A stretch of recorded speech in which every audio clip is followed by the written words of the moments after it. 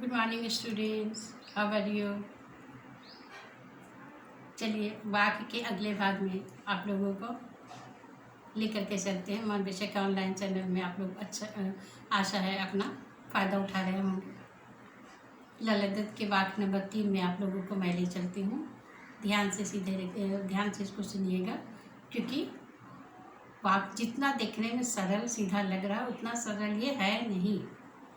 तीसरे वाक्य में कवयित्री कहती है, आई सीधी राह से गई न सीधी राह, सुसुम सेतु पर खड़ी रही बीत गया दिन आह,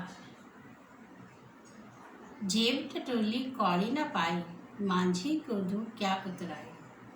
आई सीधी राह से गई न सीधी राह, मतलब इसका समझिए।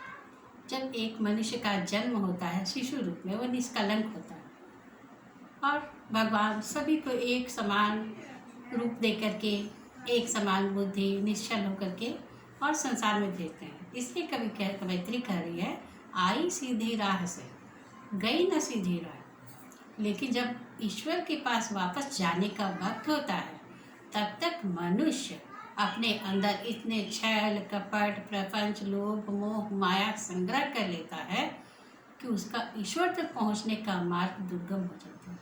इसलिए कवित्री कह रहे, आई सीधी राह से गई न सीधी राह, सुसुम सेतु पर खड़ी रही बीत गया दिन आह।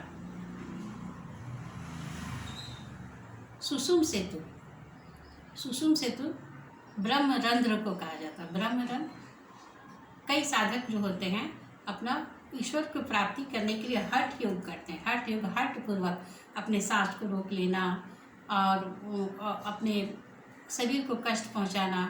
तो हठ योग में जो ब्रह्मरंध्र, जो नासिका के मध्य भाग में एक नाड़ी होती है, उसे रोक करके और अपने आप को कष्ट पहुंचाना, तो उसे सुषुम्ना नाड़ी को सुषुम सेतु कहा जाता है।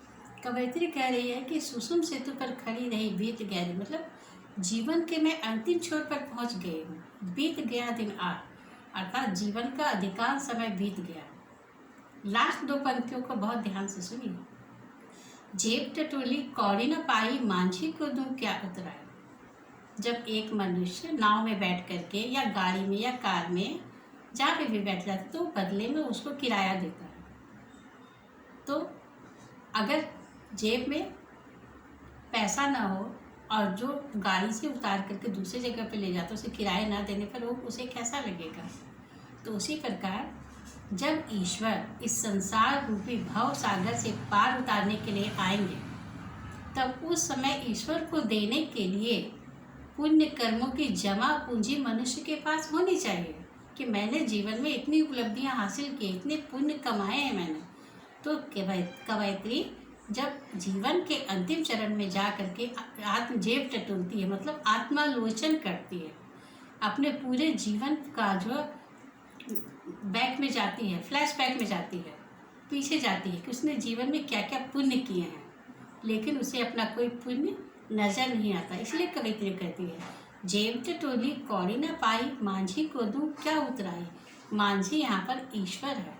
ईश्वर को, अर्थात जब ईश्वर भाव सागर पार कराने के लिए आएंगे तो मैं उन्हें क्या उतराई दूंगी। इसे एक बार सुन लीजिए बच्चों।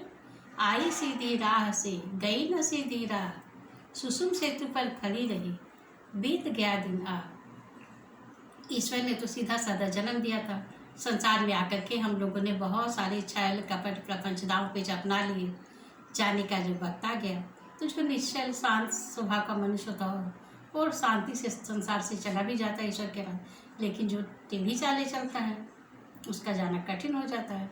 तो इसीलिए कह रही है कवित्री, आई सीधी राह से गई न सीधी राह, सुसुम सेतु पर खड़ी रही बीत गया दिन आह। जीवन का अधिकांश समय समाप्त हो गया, आखिरी अंतिम मोड़ पर मैं खड़ी हूँ। पूरा जीवन बीत गया दिन आह, मतलब जीवन निकल गया। जेब टटोली कौड़ी न पाई मांझी को दूं क्या उतराई। अर्थात जब मैंने अपने पूरे जीवन का आत्मालोचन किया कि जब ईश्वर भव सागर पार कराएंगे तो उन्हें उतराई के रूप में अपने सत्कर्मों की जो जमा पूंजी मैं दूंगी, मेरे पास तो कुछ भी नहीं, अब मैं अपने ईश्वर को क्या दूंगी। तो बच्चों, आज का आपका होमवर्क है learn walk and read walk, learn walk and word meaning. तब तक के लिए खुश रहिए। धन्यवाद।